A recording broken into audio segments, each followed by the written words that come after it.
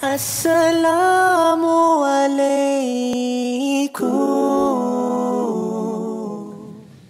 Današnja tema Kobuda jeste tema o edebu, odnosno ponašanju unutar prostorije džamije. Od trenutka kada mi krenemo od kuće do trenutka kada završimo sa našim namazom.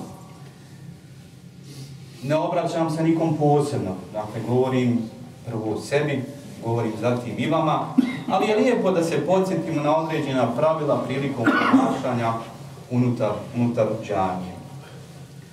Dragi brate moj muslimani, kada kreneš u džamiju, budi svjestan s kim ćeš u džamiji imati sastanak, sa kim trebaš razgovarati i pred kim trebaš stati. Potrudi se da tvoj izgled i tvoje ponašanje bude u skladu sa težinom i ozbiljnošću sastanka kojem trebaš prisustvovati. Imaj na umu to da ideš na razgovor sa gospodarom svih svjetova, koji te je stvorio i koji će te, ako Bog da, jednog dana pozvati sebi. Ebu Hureyre radijallahu anhu prenosi da Allahu poslanik sallallahu alejhi ve sellem rekao: namaz koji čovjek obavi u džamiji vrijedniji je 25 puta od namaza koji obavi u svojoj kući i na pijaci. To iz razloga što kada se abdesti i upotpuni svoj abdest, a zatim ode u džamiju isključivo radi namaza, neće učiniti ni jedan korak, a da mu se sa tim korakom ne poveća jedan stepen u džennetu i obriše jedan grijeh. A kada obavi namaz, meleki neprestano donose salavat na njega sve dok je na mjestu na kojem je klanjao. Ovaj hadis je mutafekun alejhi, bilježi ga imam Buhari, imam Muslim. A u drugom hadisu koji je također mutafekun alejhi, bilježi ga imam Buhari, imam Muslim, i prenosi ga Ebu Hureyre radijallahu anhu, da je Allahu poslanik sallallahu alejhi ve sellem rekao: za svaki učinjeni korak radi namaza imat ćeš sadaku. Lijepo je, dakle, draga braćo, da čovjek bude prikladno obučen prije polaska u džamiju. Šta znači biti prikladno obučen?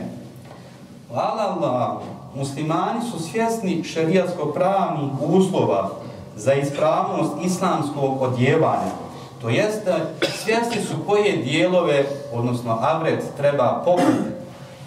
Međutim, dešava se često da vidimo današnje muslimane kako u džamiju dolaze u trenjerkama ili u džamiju dolaze u kratkim pantolcama koje tek malo što pređu koljena. Braćo, zato sam na početku današnje hudbe naglasio da jedan musliman kada ide u džamiju treba prije svega biti svjestan sa kim će imati, ako Bog da, sastanak u džamiji. A to je da će stajati pred Allahom subhanahu wa ta'ala. Musliman treba da prati običaje naroda kojim pripada u oblačima. Čovjek, draga braćo, kada ide u prosjedbu, ide kod budućeg babe, ili kada ide kod svoje buduće žene, da je isprosi, ili negdje na svadbu, on mahsuz ode u prodavnicu da kupi sebi jedno dobro ispeglano odijelo koje će platiti 100, 150, 200, možda i više eura. Kada čovjek ide da igra fudbala, on obuče trener ili obuče neki kratki šorc koji prelazi koljeno. Ili kada ide da diže tegove. Zato, draga braćo, ne smijemo sebi nikako dozvoliti da nam naša žena ili babo od naše žene ili fudbal ili oni tegovi budu preći od stajanja pred Allahom dželešanu. Pazite, braće, ja ne kažem da je to neispravno, nego samo kažem da mi sami trebamo razumjeti šta nam je preče, pred kim da se ljepše obučimo. Vi znate, draga braćo, da kad čovjek nađe dlaku u jelu, on prestaje sa jelom. Zato, draga braćo, nemojmo dozvoliti da u našim safovima gledamo nožne dlake jedni drugih. Zato se ide proljeća koboda pa se lijepo obucimo kada dolazimo u džamiju. Kada se nađemo ispred džamije ili u njenoj blizini, trebamo obratiti pažnju na visinu i ton našeg glasa. Trebamo obratiti si pažnju na svoju negativnu priču, ne do Bog galamu, ili da trebamo biti svjesni da svojim postupcima, odnosno svojim govorom privlačimo pažnju okolnih prolaznika. Obratiti treba pažnju i na to da svojom eventualnom pričom kada uđemo u džamiju ometamo klanjače koji obavljaju dobrovoljni namaz ili one koji uče Kur'an Kerim. Što kraće se treba zadržavati na ulaznim vratijama džamije kako bi se mogao nesmetano održavati tog ulaska ljudi u džamiju. Prošli petak smo pričali o pojedincima u islamu i kolika je njihova vrijednost u islamu. Zato, dragi brate, budi svjestan, ti si u današnjem vremenu izabrao da živiš, Allah te je počastio da živiš životom po sunnetu Muhameda sallallahu alejhi ve sellem.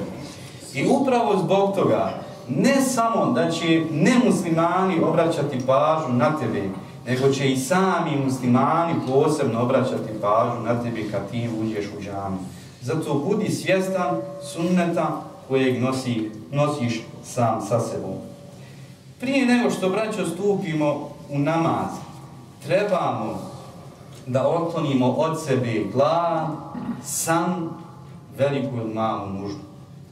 Podrazumijeva se da jedan musliman dođe s abdestom u džamiju zbog velike nagrade, ali ponekad to nije moguće, pa insan mora uzeti abdest u džamiju. Draga braćo, kada ulazimo u džamijsko kupatilo ili kada hoćemo da uzmemo abdest unutar prostorija džamije, neka nam uvijek na umu bude 30. ajet iz sure Mulk, u kojem Allah subhanahu wa ta'ala se obraća svojim robovima pa kaže: Bismillahirrahmanirrahim, Kul ara'aytum in asbaha ma'ukum gawran faman ya'tikum bima'in ma'in. Sadakallahu azim. Reci, šta mislite kada vam vode presuše? Ko će vam tekuću vodu dati? Istinu je rekao uzvišeni Allah. Ne može se desiti, braćo, jednom muslimanu da prosipa više vode nego što treba ili da iza sebe, kada uzme abdest, ostavi baru ili u najmanju ruku jezero. Za svaku kap vode na dunjalu koji potroši insan će odgovarati, bit će pitan. Sunnet je, draga braćo, mokriti sjedeći, a ne stojeći i ne do Bog šarati pored šolje. Vallahi, braćo, kad god uđete u kupatilo i u abdesthanu, imajte na umu da će neko iza vas to čistiti. Nemojmo, braćo, sebi dozvoliti da ulazimo kvasnih nogu ili ruku u prostoriju za klanjanje, već se trebamo posušiti i dotjerati prije nego što stanemo na džamijski tepih. Jer na tom džamijskom tepihu neko će spustiti svoje čelo pred Allahom subhanahu wa ta'ala. Prije nego što uđemo u džamijske prostorije, obavezno trebamo isključiti svoj mobilni telefon. Današnje džamije su išarane znakovima. Išarane znakovima. A to nije džabi, jer je narod takav. Da je narod bolji, ne bi bilo potrebe da lijepimo po zidovima različita uputstva za korištenje džamije.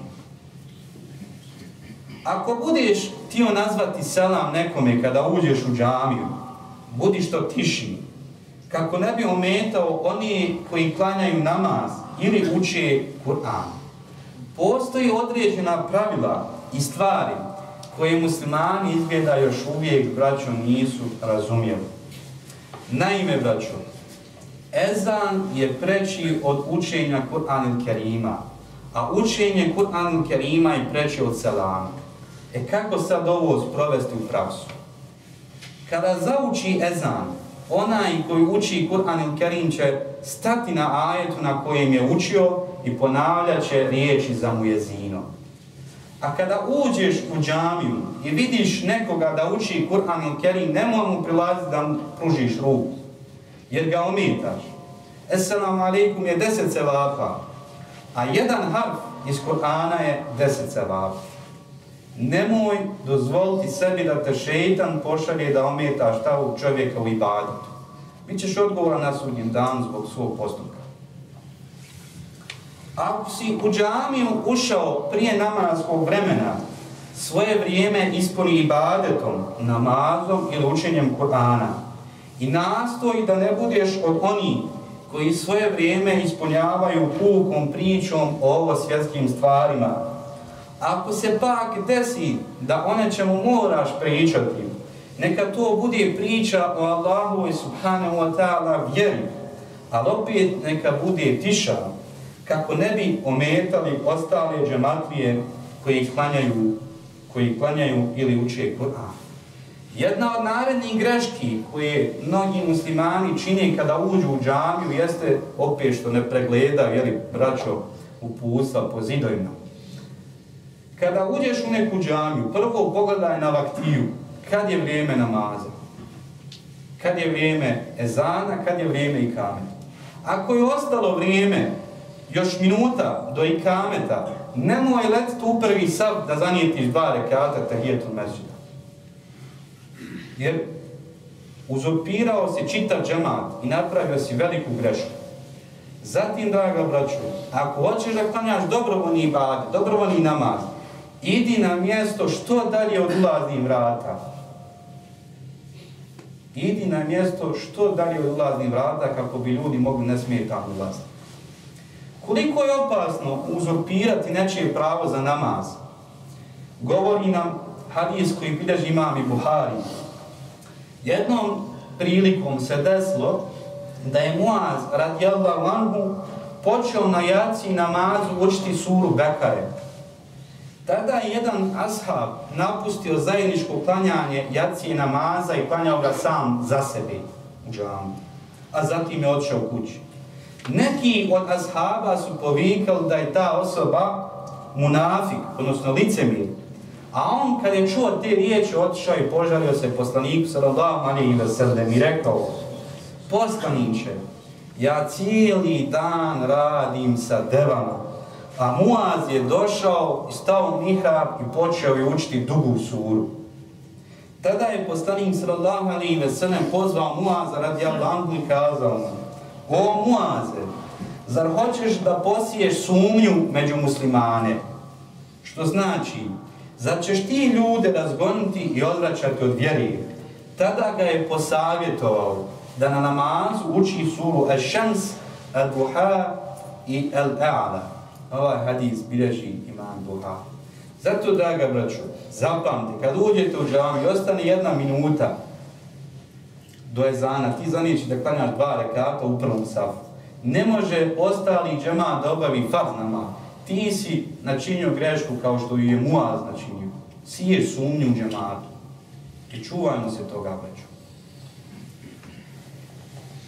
Kada uđeš već u džamiju, dragi brate, nemoj mene pitati kako sam. Jer ako ti ja počnem pričati kako mi je, zakasnit ćemo sa namazom, a i ne možeš mi pomoći. Niti ja te mogu pomoći, niti ti meni možeš pomoći. Nego pitaj, dragi brate, gdje je usivač? Pitaj gdje je usivač, gdje je sunđer? Da ja šta uradim u džamiji kako bi pomogao sebi, a zatim kako bi pomogao svoju džamiju u koju dolaziš. Zašto? Zato što je za vrijeme Muhameda sallallahu alejhi ve sellem bila jedna žena crnkinja koja je čistila džamiju u Medini, dobrovoljno se posvetivši tome. Ime te žene je ostalo nepoznato. Niko na nju nije obraćao posebnu pažnju. Jednog dana Božji poslanik sallallahu alejhi ve sellem nije vidio na tom poslu. I kada je upitao za nju, ashabi su rekli: jučer je umrla, već je ukopana. A zašto me niste obavijestili o tome, rekao Allahu poslanik sallallahu alejhi ve sellem. Noć je bila hladna, kazali su ashabi radijallahu anhuma: pokažite mi njen mezar, povikao Rasulullah sallallahu alejhi ve sellem. I oni su mu pokazali. On je zatim otišao do njenog mezara i tu joj je klanjao dženazu. Ovaj hadis je mutefekun alejh, bilježi ga imam Buhari, imam Muslim. Ovolika je vrijednost žene koja je u svom vremenu držala se svog usisivača. Zato, draga braćo, gledajmo da u današnjem vremenu mi držimo se svog usisivača i svog sunđera, da pomognemo sebi, zarađujući se vape, a zatim i džamiji, a nekad uđemo, a krenemo sa nekom pričom koja nema nikakve veze sa vezom. Draga braćo, ima još jedna velika greška koja, nažalost, mnogi muslimani danas čini. A to je, kad se počne učiti ezan, čuti, slušaj, ponavljaj i razmišljaj o riječima koje izgovara muezin. Poprati riječi ezana neophodnim zikrom, dovom i salavatom na poslanika sallallahu alejhi ve sellem.